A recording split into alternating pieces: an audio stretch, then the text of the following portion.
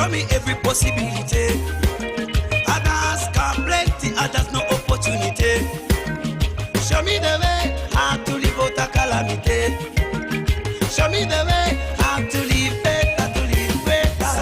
Nipate maisha mazuri, watoto wasome vizuri. Jose Chameleon na Teramos Enyakalondo Maramogi FM Kalendo Nairobi Ramo sa apar ma midhiambo.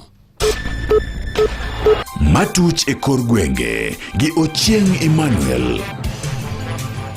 Machiegni nyakora moge yudo matuch e kor gwenge abochao ki weche mag duond bura mar ODM.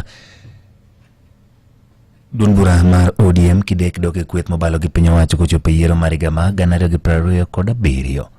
Man kalure gi nonro motim gi kambi ma Tifa moyango ni kuna 38 kende mag jokanyo mag duond burano ema wacho ni duond burano pod nyalo dongo kendo riwre kod broad based. Makamano kaponi utimore to dhimiyo jatend piny Kenya William Ruto tich matek mokalo madok kende leo matend piny tielo mar ariyo gikona 41 kende mag ombulu. Martino Nyango miyo waler.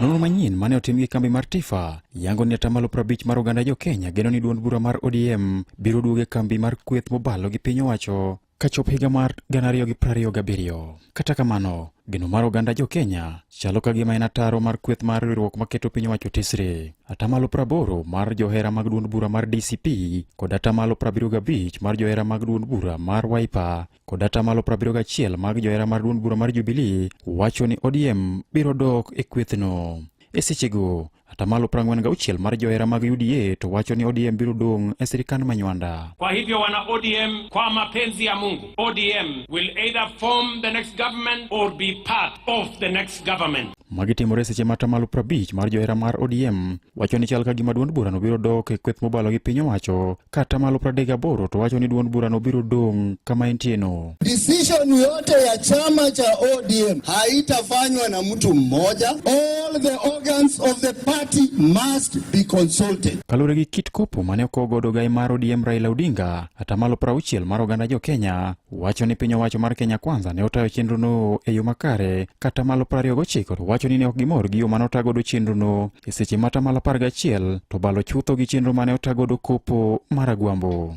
23% wacho ni ne okomi gi thuolo makare mar neno ringre mar Odinga, kata 22% to wacho ni sirikal ne omor gi tho maragwambo. Agonda pinya gonda yawa kiyudo karga gone ni gwelo jowaduno merikia karthoni. 11% mar oganda jo Kenya wacho ni gichich kod tho mar Odinga, e seche ma 3% to wacho ni jotelo mobalo gi piny owacho ne okomi thuolo makare mar timo nendo Odinga. Kaluwore gi tho mar Odinga, 41% mar jo Kenya wacho ni jatend piny William Ruto biro bedo gi tich matek mar doki APC e higa mabiro. Wanachama wa ODM hawajafanya uamuzi wowote wa kuunga mtu yoyote mkono mwaka wa 2027.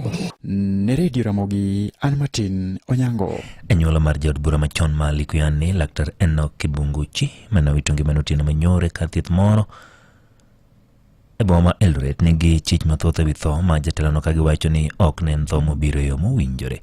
Kendo los boma Eldoret wuod owadgi Mano Kelly Walubengo wacho ni gitere ka thieth mokalo koywago iye mane rame gino ma gichit ni nyalo bedo ni ne oketne kwiri kamoro e chiemo.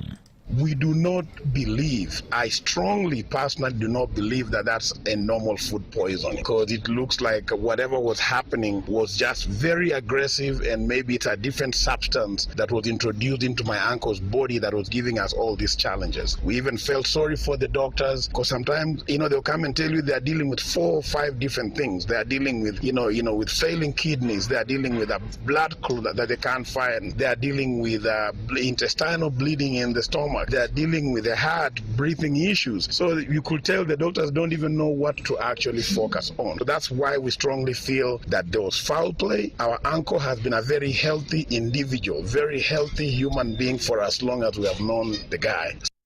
Jatend bura mar DAP Eugene Wamalwa ne oyango Kibunguchi to kod thone kaka lal maduong' ka ne oketo maino mare mar ni biro laro kom moro yiero mar higa ma 2027 motelo.